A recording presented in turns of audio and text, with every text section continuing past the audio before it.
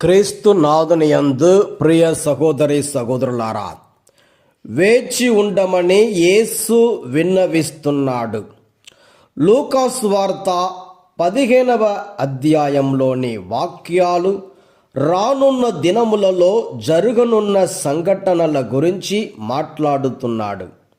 ఈనాటి సువార్త పట్టణములో యేసు ప్రభుని బోధనా తాత్పర్యము అర్థం అవుతుంది. దీని ద్వారా 2 విషయాలను తెలియచేస్తున్నాడు. ఆ రోజు ఖచ్చితంగా వస్తుందని, కేవలం మెలకువ మాత్రమే మనలను కాపాడగలదని, ఆ దినము ఎంత ఊహాతీతంగా ఉంటుందో వర్ణించడానికి 2 ఉదాహరణలు ఇస్తున్నాడు. మొదటిది నోవా వృత్తాంతం.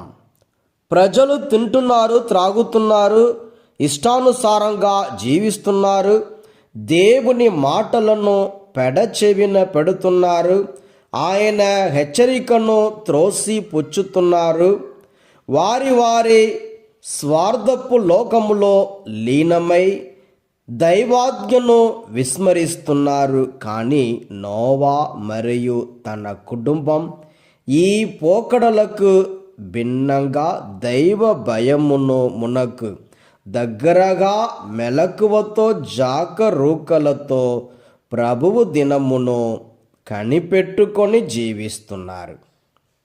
ఫలితం సుస్పష్టం. నోవా కుటుంబం జల ప్రళయమును తప్పించుకుంటుంది. మిగిలిన వారందరూ జల సమాధి కావించబడ్డారు.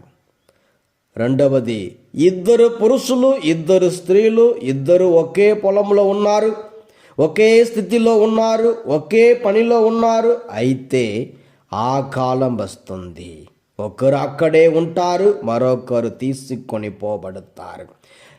ఆ దినం వచ్చినప్పుడు మనిషిని ఏది భరిస్తుంది? వినాశనమా లేక విమోచనమా? అది ఆ సమయంలో ఆ వ్యక్తి జీవిత విధానాన్ని బట్టి ఉంటుంది. ఆ రోజు అనుకోని రీతిలో, ఊహించని గడియలలో వస్తుంది.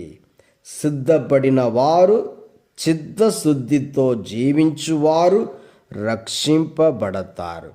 మన విశ్వాసముతో సిద్ధపడి ఉండాలి.